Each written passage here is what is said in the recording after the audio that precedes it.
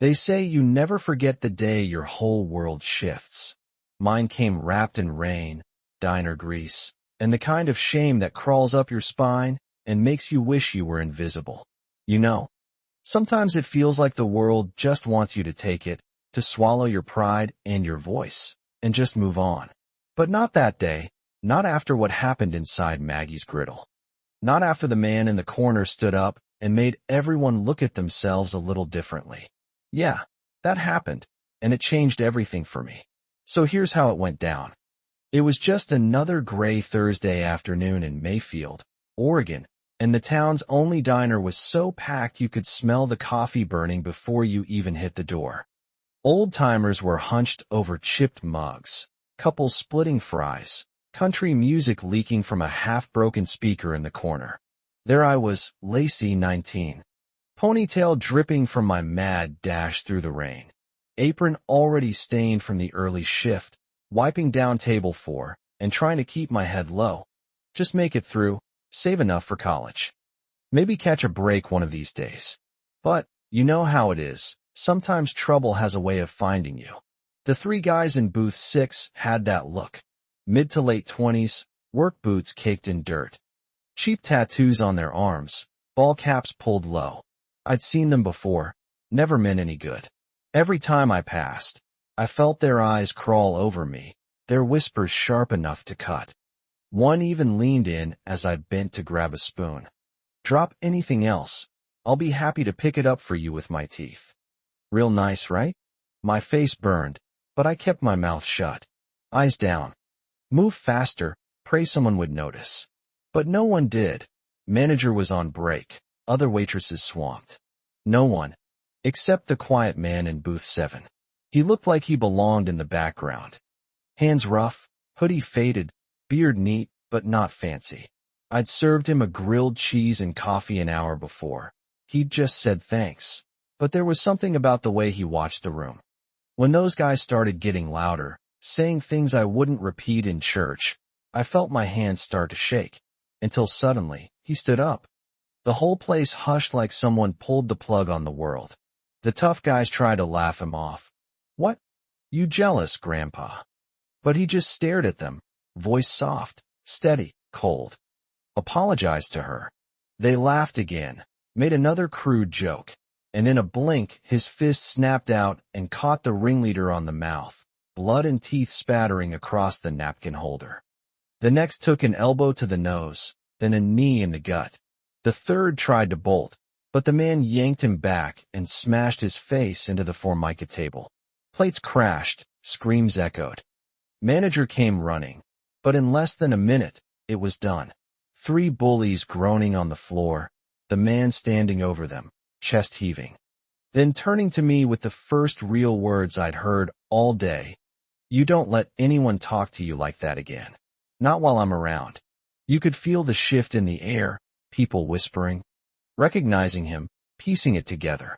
Cal Weston, single dad, lost his wife to cancer, worked construction, kept his head down, didn't bother anyone. There were always rumors. You know, about his past in the military, about what he could do if pushed, but nobody really knew. All I knew was he'd stood up for me when everyone else had looked away. The cops showed up, took statements, and finally let us breathe. I went outside in the drizzle, trying to pull myself together, when I heard his voice again, soft, almost shy. You okay? I looked up. He looked tired. Older up close, but kind, in a way that hurt to see. I'm fine, I mumbled. I didn't expect anyone to do that. He nodded, staring at the rain, said, You deserve respect.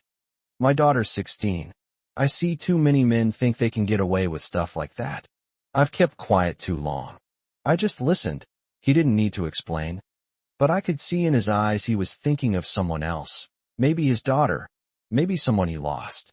When I went home that night, I couldn't sleep. The whole town was buzzing by morning. Some called Cal a hero. Others said he was reckless. But I couldn't shake the feeling that something fundamental had changed. I showed up to the diner before sunrise, stomach twisting, wondering if I'd even have a job left. Ms. Burns, the manager, met me at the coffee station, arms crossed, mouth tight, but her eyes soft.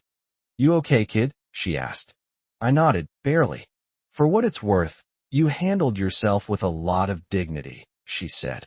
"And Weston, he did what most of us wish we could do. Grab an apron. Rush is coming." Relief flooded me, but underneath, something else. Anger, pride, maybe even hope. I was tired of feeling small. The bell over the door chimed at noon, and in walked Cal. This time with his daughter, a sweet-faced kid with braces and a shy smile. They slid into a booth and waved me over. "Heard your pancakes are legendary," Cal joked. And I laughed. "Only if you like 'em a little burnt on the edges." Emily giggled. "Sounds like Dad's cooking." And we all laughed, for the first time in what felt like forever. Between bites, Emily asked, "Were you scared yesterday when those guys were being gross?" And I admitted, "Yeah, I was. I didn't know what to do." She looked at her dad, then at me. "I'm glad he was there." "So am I," I said, meeting Cal's eyes. When it was time for them to leave, Cal pressed a folded paper into my hand. His brother-in-law's friend ran a local scholarship fund. "Tell him I sent you," Cal said quietly. "Let's try to get you there sooner." I just stared at him. "Why are you doing this?" He paused, thinking hard, then said, "Because someone should have done it for my wife when she was your age. But no one did. So now I do." From then on, things changed. Cal and Emily came in every week, sometimes just for coffee, sometimes for lunch. On my days off, I'd help them around their place, painting fences, fixing the porch, helping Emily with homework. It wasn't family, not exactly.